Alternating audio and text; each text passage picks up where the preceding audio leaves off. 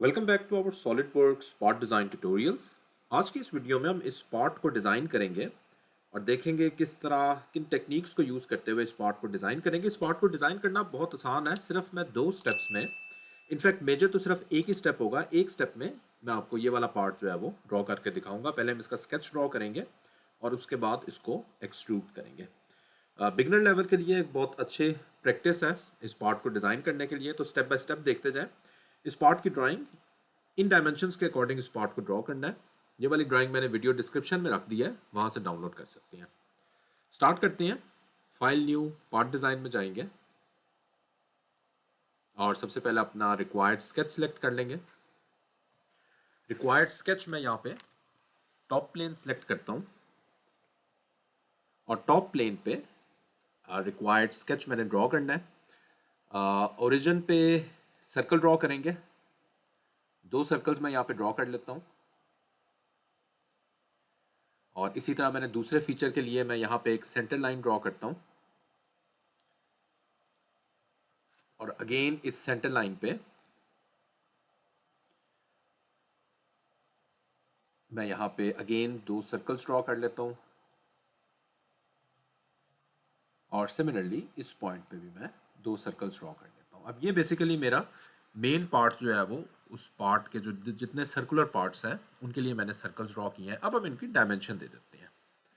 So this circle is 28 millimetre इसका dia as पर our drawing.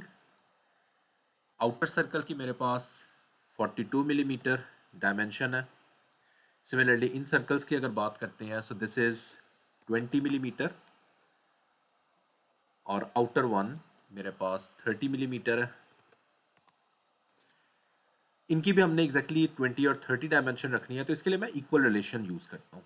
Control मैंने press किया हुआ है और इन दोनों सर्कल्स को सिलेक्ट करेंगे। जैसे ही मैं कंट्रोल का बटन अनप्रेस करूँगा तो मेरे पास यहाँ पे डिफरेंट रिलेशंस की टैब ओपन होगी। इनको मैं मेक इक्वल कर देता हूँ। अगेन यही चीज़ मैं आउटर सर्कल के लिए भी करूँगा।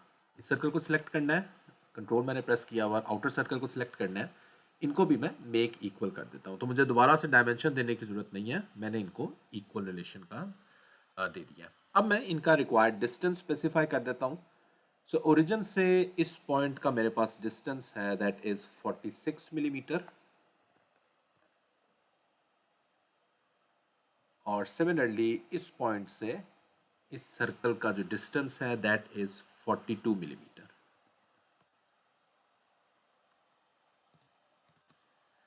सिमिलरली मैंने इन पॉइंट्स को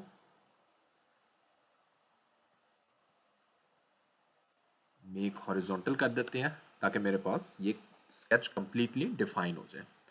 अब बेसिकली मैंने देखा था शुरू में जो मेरा पार्ट था उसके मेरे पास डिफरेंट एक्सट्रूजन्स हैं।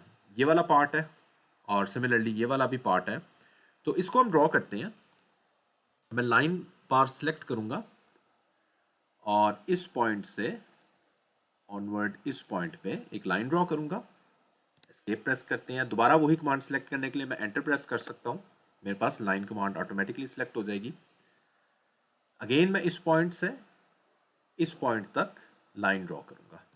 यहाँ पे मेरी वाली लाइंस ब्लैक हो गई हैं। अगर आप ड्रॉ कर रहे हैं और आपकी लाइंस ब्लू ही हैं तो इसका मतलब है ऑटोमेटिक रिलेशन सिलेक्ट नहीं हुआ है, तो आप मैनुअल रिलेशन दे सकते हैं। यहीं पे ऊपर जाके ऐड रिलेशन देंगे, सर्कल और लाइन को सिलेक्ट करेंगे और रिक्वायर्ड रिलेशन दे सकते हैं। तो ये हमारे पास ब्लैक होगी। ब्लैक का मतलब है कि मेरे पास स्केच कंप्लीटली डिफाइन हो चुका है। ओके, नेक्स्ट मैंने जो ये स्केच ड्रॉ करना है, ये वाला जो फीचर है इसको ड्रॉ करना है। तो इसके लिए मैं इस सर्कल से इस सर्कल तक एक लाइन ड्रॉ करूंगा। लाइन कमांड सेलेक्ट करते हैं और इस पॉइंट से इस पॉइंट तक मैंने एक लाइन ड्रॉ करनी है। इसमें भी आप देख सकते हैं मेरे पास ब्लैक हो गई है, यानी ऑटोमेटिक रिलेशन जो है वो डिफाइन हो गया। तो समवेयर इस पॉइंट से हम स्टार्ट लेते हैं और यहाँ पे इस पॉइंट पे जाके मेरे पास यहाँ पे टेंजेंट रिलेशन आ रहा है। नीचे जो येलो में मेरे पास रिलेशंस आ रहे हैं वो ऑटोमेटिक रिलेशन है जो डिफाइन हो जाएंगे अगर मैं यहाँ पे क्लिक करता हूँ। तो यहाँ पे मैं क्लिक करूँगा तो मेरे पास ऑटोमेटिकली टेंजेंट रिलेशन भी इस लाइन का और इस सर्कल का डिफाइन हो चुका है। ओके, सो ऑलमोस्ट मेरा स्केच इस टाइम कंप्लीट है। सिर्फ थोड़े से ट्रिम्स कर देते हैं। इस लाइन को ड्रैग करते जाएं तो ये वाले जो अनवांटेड लाइंस है मेरे पास ट्रिम होती जाएंगी। सिमिलरली अगर मैं देखता हूँ एक और हमने लाइन यहाँ पे ड्रॉ करनी है।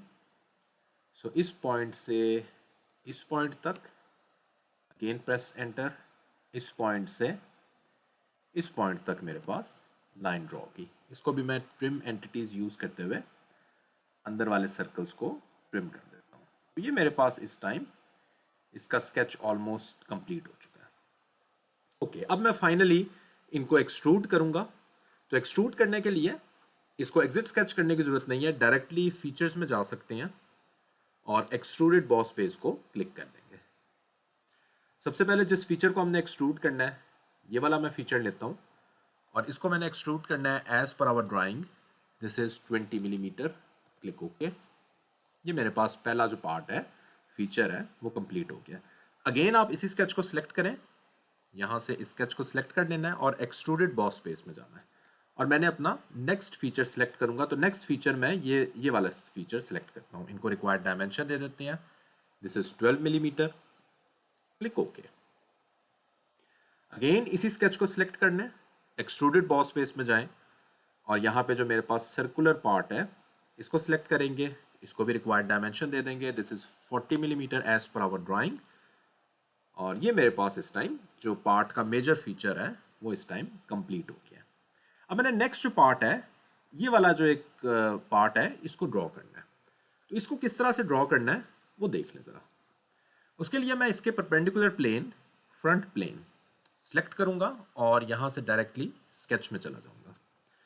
अब मैं यहाँ पे लाइन कमांड सेलेक्ट करता हूँ और किसी भी पॉइंट से, टॉप पॉइंट से नहीं सिलेक्ट करना, थोड़ा सा इससे नीचे हम स्टार्ट करेंगे और उसके अलावा थोड़ा सा हम अंदर की तरफ लेके जाएंगे। ये अभी मैं बाद में बताता हूँ क्यों हम इस तरह कर रहे हैं। तो यहाँ से समवेयर यहाँ से हम स्टार्ट करेंगे लाइन कमांड और एक फीचर ड्रॉ कर लेंगे।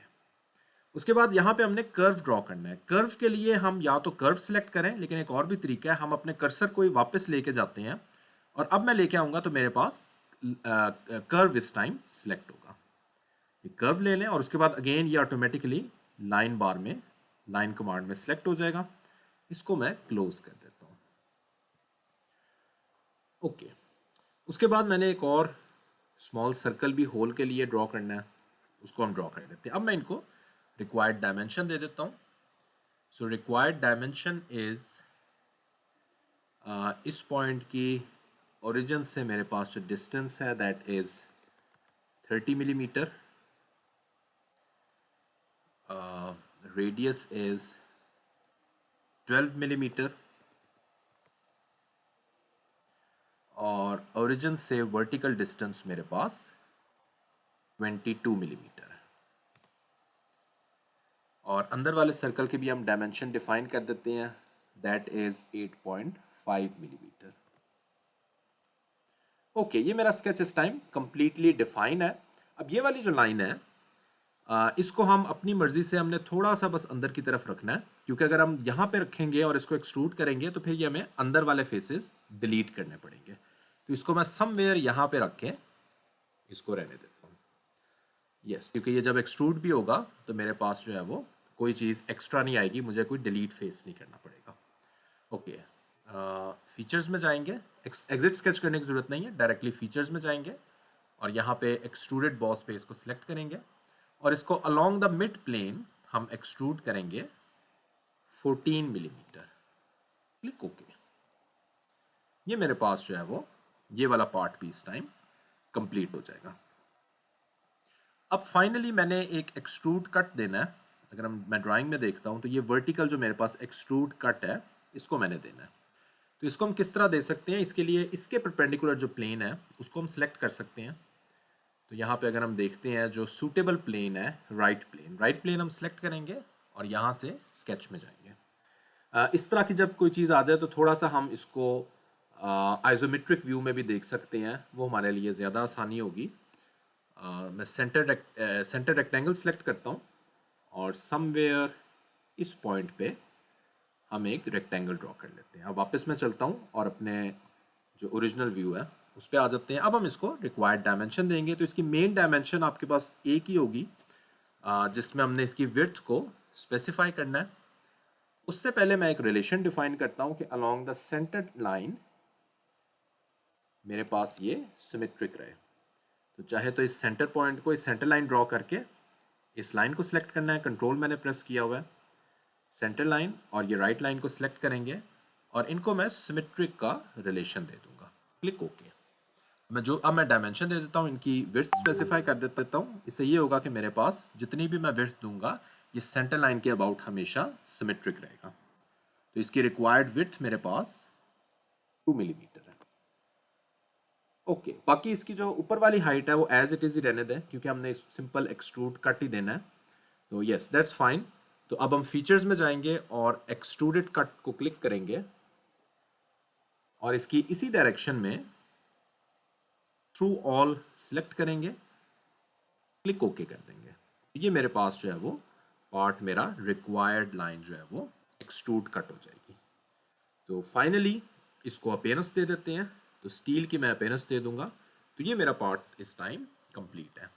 तो आई होप आपने देखा होगा किन स्टेप्स को हमने सिर्फ मेजर एक ही स्केच यूज़ किया और उसको डिफरेंट लेवल्स पे एक्सट्रूड किया, और फाइनली जो ये वाला एक सेकंड स्टेप हमने यूज़ किया, इसको हमने किस तरह से ड्रॉ किया, इसके एक्सट्रूजन कट्स किस तरह से दिए। अगर ये वीडियो पसंद आती है तो please do subscribe the channel. Thanks for watching this video.